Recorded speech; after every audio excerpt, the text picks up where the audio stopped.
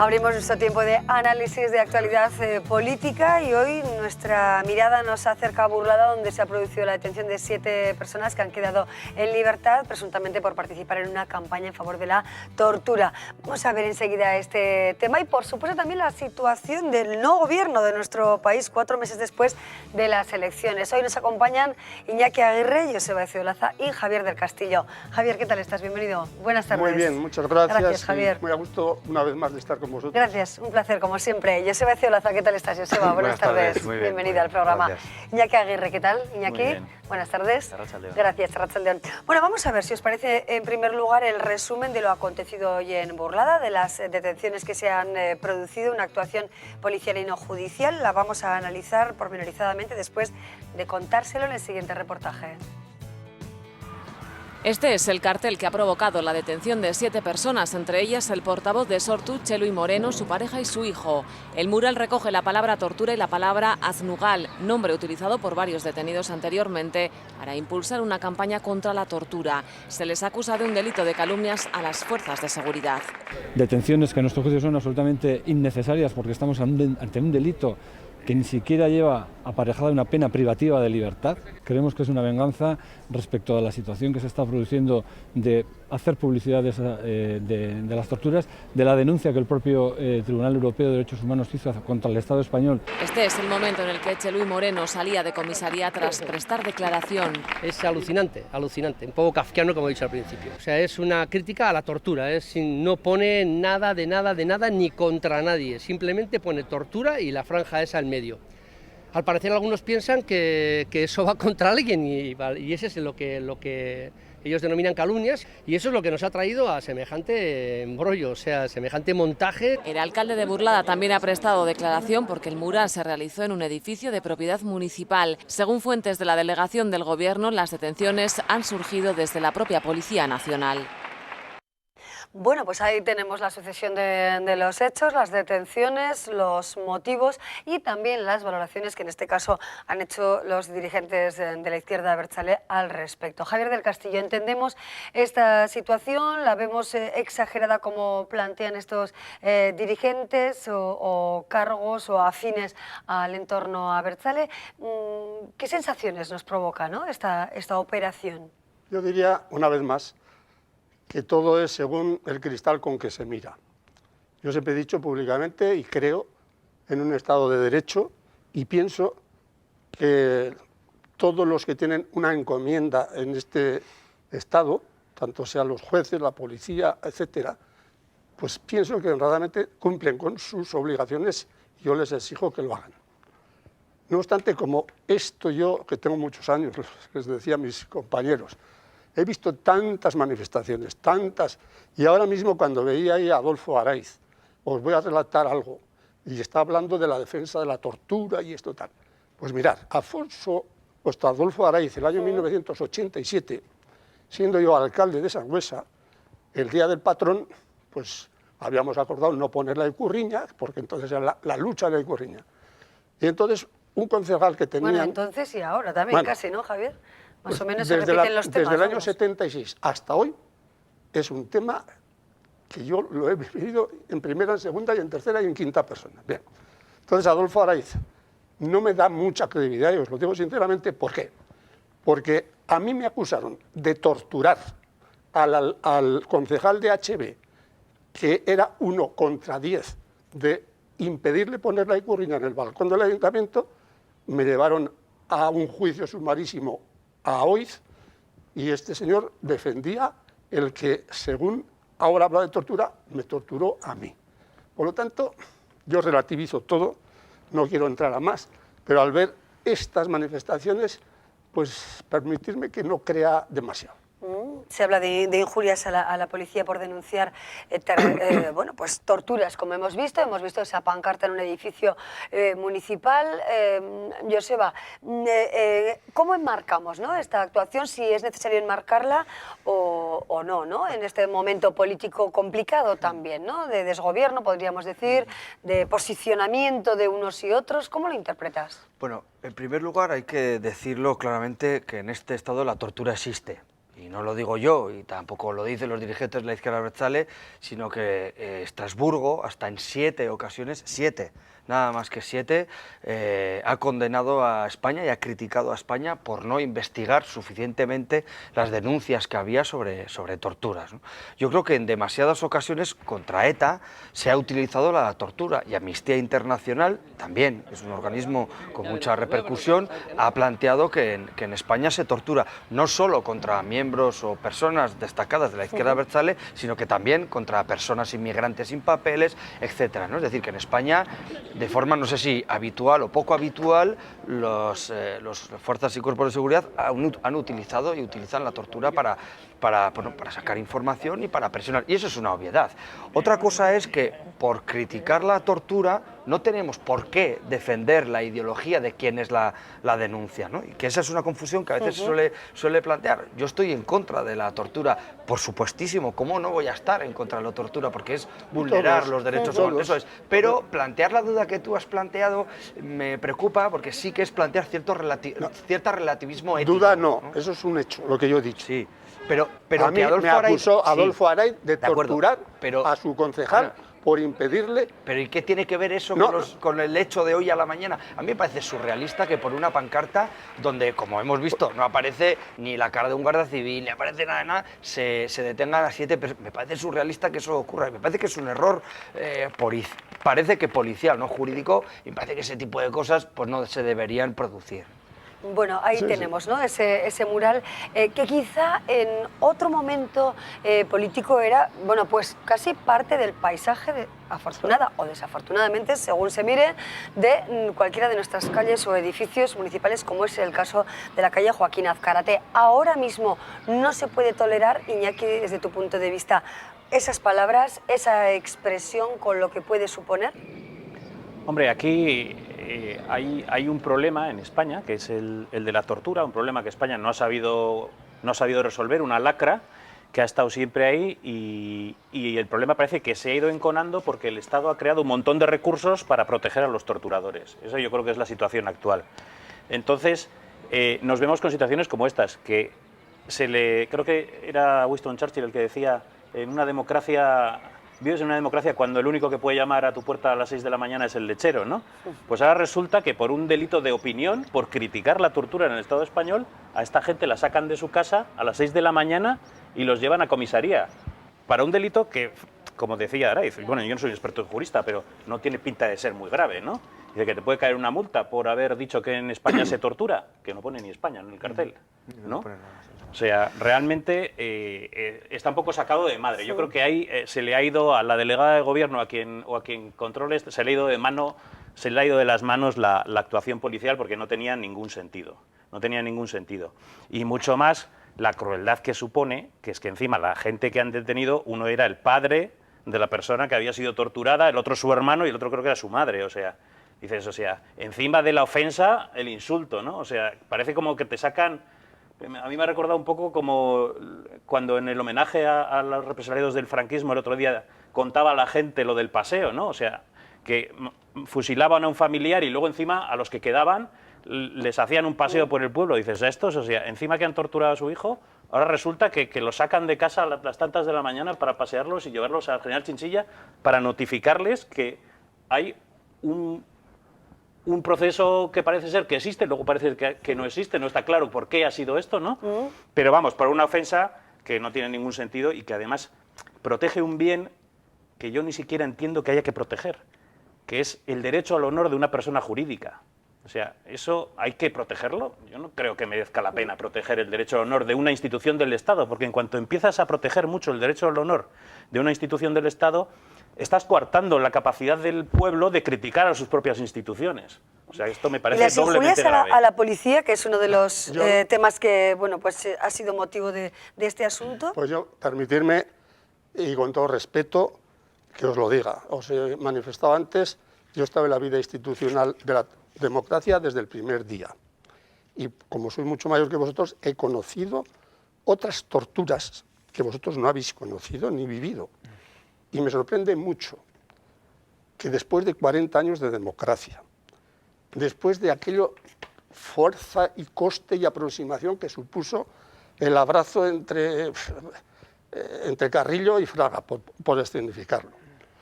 La aproximación personal de las distintas personas que teníamos pensamientos muy distintos y nos esforzamos en la transición. Cuando después de 40 años, que yo he visto muchas más torturas, seguro que vosotros, directamente, me sorprende mucho que la gente joven hoy saque estos relatos, y no hago ninguna censura, me sorprende a mí. Y veo, por ejemplo, pues la memoria histórica, después de 70 años, que yo respeto absolutamente a todo el mundo y me da tantos unos como otros. Yo no participé en la guerra, ni mi padre, pero he sido testigo de la historia. Y en España y en Navarra, hoy, se vive con total libertad, cosa que en el año 78 y 79 no se vivía, y el 76 mucho menos. Así que yo, perdonad... Libertad relativa. La libertad absoluta. Pero la libertad tiene sus límites, que ahí podremos valorar el insulto o no el insulto. Hay que ser respetuoso y no crear odio, que es lo que está ocurriendo desde mi punto de vista en estos momentos. Y no pertenezco a ningún partido, ni vengo a título personal y como persona libre a decir que esto me sorprende y me entristece bastante que la actual generación, no vuestros padres o abuelos, que serían de mi quinta, sino vosotros, manifestéis aquí algo que la tortura y la tortura y la tortura. Analizarlo bien. Porque yo creo, Javier, que estás confundiendo dos planos y permíteme que te diga, en primer lugar, la edad nunca puede ser un argumento de autoridad. Vale, eso, no para es empezar. ninguna autoridad. En segundo lugar, mira, los crímenes de ETA y el apoyo que bastantes personas de la izquierda abertzale le han dado a esos crímenes, a mí me conmueve. Me parece un horror. Sí, sí. Me parece un horror Y a que mí... se haya asesinado a Isaías Carrasco. Me parece un horror todo lo que se ha hecho en algunos pueblos de presionar a la gente que no pensaban como ellos. Todo eso me parece un horror. Pero todo eso jamás, nunca puede justificar el torturar a alguien. Y creo que en vuestro campo ideológico se tiene mucho miedo a apoyar, por lo menos humanamente, a una persona que ha sido torturada, porque confundís el apoyo humano con el apoyo político. Y parece que ahí os confundís. Y con el asunto de la memoria histórica, mira, difícil no tomar partido por alguien que se llama Josefina Lamberto, a la que le mataron a su padre y a su hermana de 14 años y todavía está desaparecida, Javier. Difícil no tomar partido por Tomás Dorronsoro. Déjame terminar el argumento que yo te he dejado.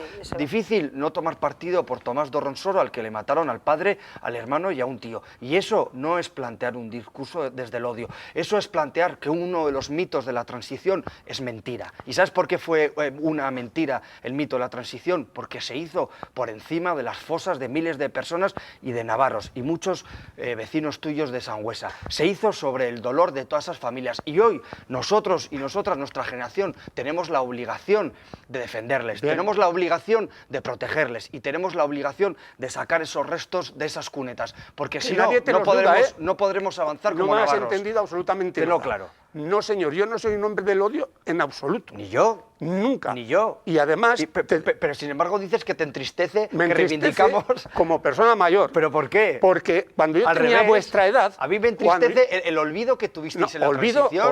El olvido Mira, por favor, sobre la dignidad de miles de navarros. Yo me llamo Javier Luis, porque un tío mío, cura, no se sabe dónde está. Lo sacaron un día de tal y ha desaparecido. Y jamás sacaré esto ni la memoria. Hay memoria histórica de todos los sitios, ¿eh? En Navarra no, desde luego. En Navarra solo hay fosas en un sitio. Vamos a centrar el discurso porque estamos volviendo atrás. Desde luego es un tema importante que también tenemos que tratar en nuestra tertulia. Recientemente lo hemos visto en el Parlamento de Navarra, con ese homenaje también al entorno de las personas que perdieron a sus familiares, ¿no? Fusilados de la guerra del 36, los fusilados del 36, pero tenemos que avanzar. Y hechos de esta naturaleza, hechos de esta, pues con esta mirada, ¿no?, tan diferente de unos y otros, sirven para avanzar. Iñaki, a tu juicio, hemos visto, y ayer lo analizamos también, por ejemplo, la entrevista a Arnaldo Otegi en relación con la paz, con ETA, con las víctimas, con el perdón. Todas estas matizaciones, ¿no?, que se están dando o hechos que estamos viviendo, ¿sirven para avanzar realmente? ¿Ese es el deseo que tendrían que tener la mayor parte de quienes nos representan?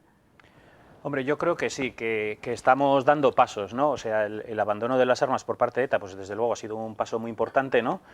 y habría que dar más, pero unos no están dando quizá todos los pasos necesarios, otros también están haciéndose los remolones en algún asunto que podrían hacer avanzar más, pero yo creo que como sociedad sí que estamos avanzando y las cosas que se hacen en recuperación de la memoria, en la justicia, la verdad y la reparación, creo que son pasos importantes que ayudarán a que en el futuro nosotros y nuestros descendientes tengamos una sociedad que sea más pacífica y que todos podamos vivir pues de mejor manera, ¿no? Y no tengan que pasar nuestros descendientes pues lo que hemos pasado nosotros y lo que pasaron nuestros abuelos, que fue casi todavía peor, ¿no?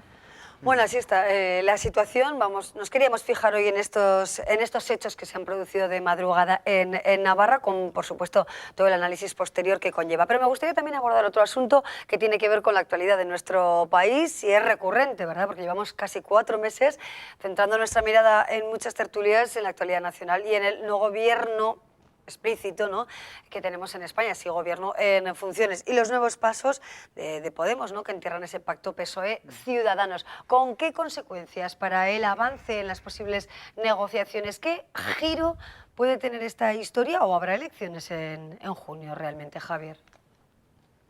Pues se han hecho tantas cábalas, y perdonadme otra vez, pero si no hay un poco de tolerancia, un poco de flexibilidad, un poco de generosidad, un poco de humanidad de la palpable, pues las diferencias existen y existirán, y si las hacemos cada vez mayores, pues cada vez son mayores.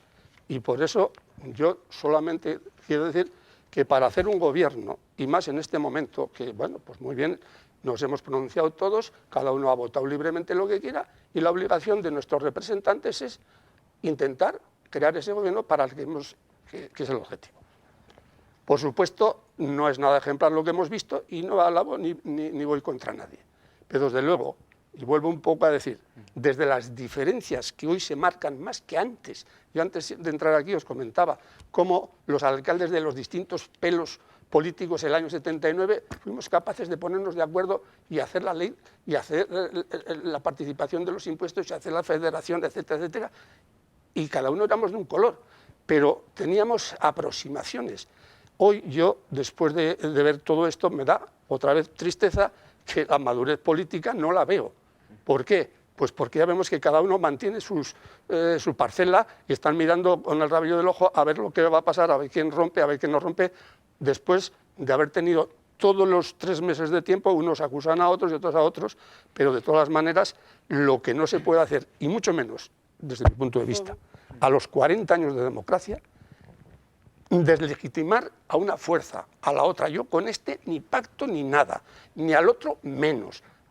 Hablaba yo con José Luis Campo, un hombre que era de Bacharre.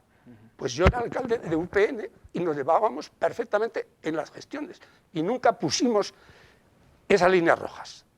Y eso es lo que yo quisiera hacer aquí. Claro, pero esas formas de hacer política, eso, será muy difícil. Bueno, que quizá tuvieron su éxito en cierta medida, ¿no?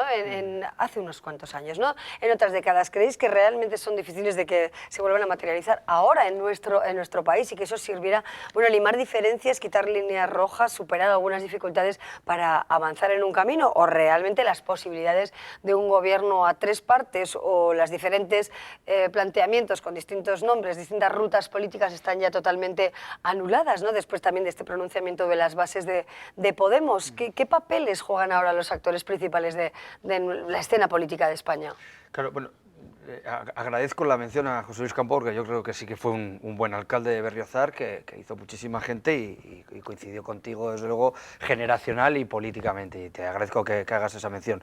Claro, tenemos que tener en cuenta que vivimos en un momento muy delicado social y políticamente. Entonces, todo lo que se haga, pues hay que hacerlo con mucha inteligencia y sobre todo con mucha altura de miras, que es lo que decía Javier, y yo estoy de acuerdo, ¿no?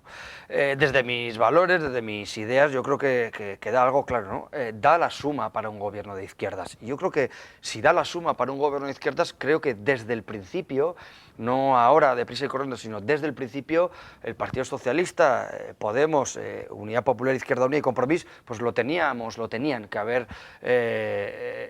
no sé, tenían que haberse sentado en la mesa y tratarlo de verdad y en serio, ¿no? Porque yo creo pero que... eso pasa por la anulación de porque- ese acuerdo primero, claro, ¿no? Entre ¿sabes Partido por qué? Socialista Porque y Ciudadanos.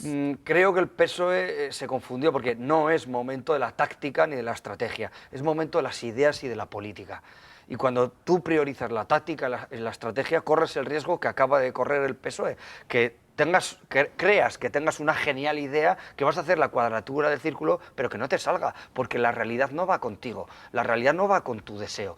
Y ese tripartito yo creo que es irreal y además creo, a mi juicio, que sería malo para la sociedad, ¿no? Entonces, yo creo que se ha confundido el Partido Socialista y Pedro Sánchez al creer que era momento de la táctica y de la estrategia, y no de las ideas y de la política. Frente a la crisis, frente a esta situación tan delicada socialmente, se sale con ideas y se sale con política. ¿Pero creéis que en este caso Sánchez queda totalmente deslegitimado ya en este proceso? ¿Qué hace ahora también el Partido Popular, que ha reconocido incluso, bueno, pues no haber dado un paso, ¿no?, en estos cuatro meses? Hombre, el Partido Popular, aquí ha habido algunos que se han negado a reunirse con otros, que es una mala táctica, desde luego. Tú tienes que hacer lo posible por formar gobierno y por avanzar en tu programa político, negociando con el programa político de los demás, ¿no? Eso es lo fundamental.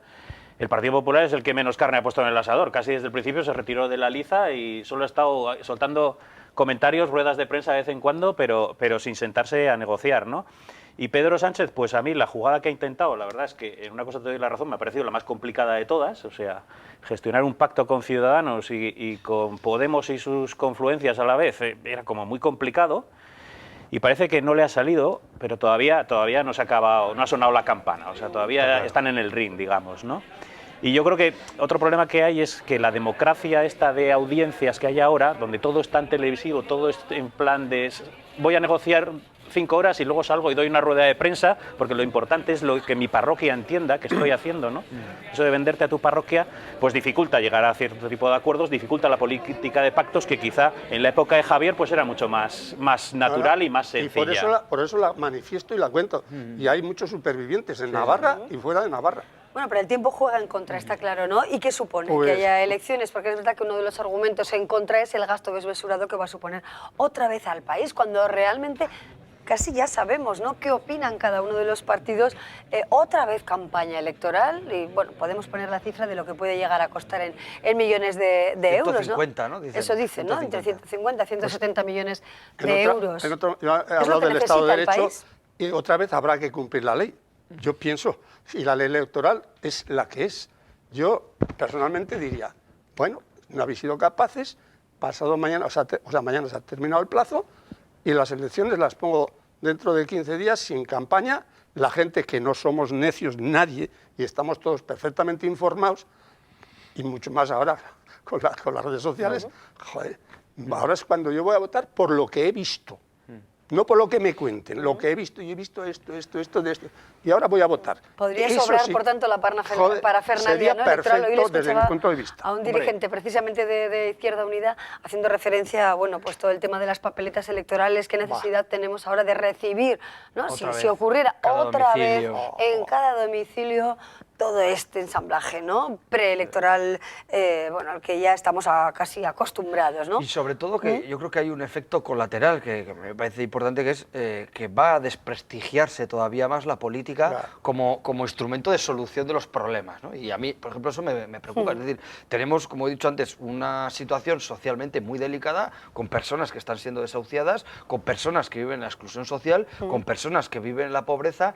Y la política, los grandes partidos están siendo incapaces de conciliar medidas para evitar esas situaciones sociales, ¿no? Yo creo que bueno... Hombre, es que las líneas rojas tampoco han pasado en ningún momento por ahí, ¿no? Las líneas rojas o las claves más destacadas de la imposibilidad de acuerdo pasan por otros caminos, ¿no? Y por eso, como he dicho antes lo del PSOE, también me parece un error de bulto el papel que ha jugado Pablo Iglesias y Podemos en ese sentido, ¿no? Con esa famosa rueda de prensa en la que, bueno, ya se repartía el Ministerio de Defensa, bueno, yo creo que las preocupaciones de la sociedad, del país, como tú dices, no pasa por ahí, ¿no? Yo creo que todo lo que tiene que ver con el veto, todo lo que tiene que ver con la ausencia de diálogo, todo lo que tiene que ver con la arrogancia, todo lo que tiene que ver con esa chulería, yo creo que todo eso tiene que estar fuera de la política, por lo menos en el año 2016, ¿no? Las prioridades tienen que pasar por otro Mucho lado. tendrá que cambiar el panorama, ¿no, Iñaki? Pienso. Hombre, yo es que francamente, o sea, entiendo que si los que están no llegan a un acuerdo, pues hay que repetir las elecciones, eso lo entiendo, ¿no?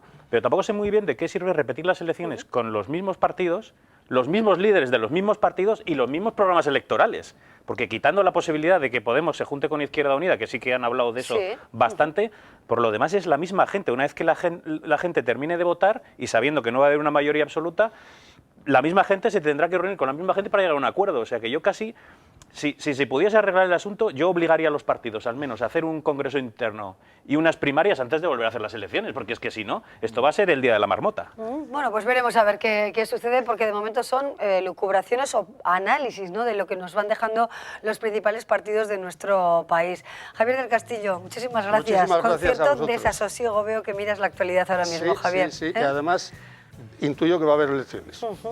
Yo soy Becio Laza, muchísimas gracias, Muchas Iñaki gracias. Y no las Aguirre. deseo. Gracias Un placer. a los tres por Y no las acompañarnos deseo. y analizar la actualidad. Seguimos adelante después de una breve pausa.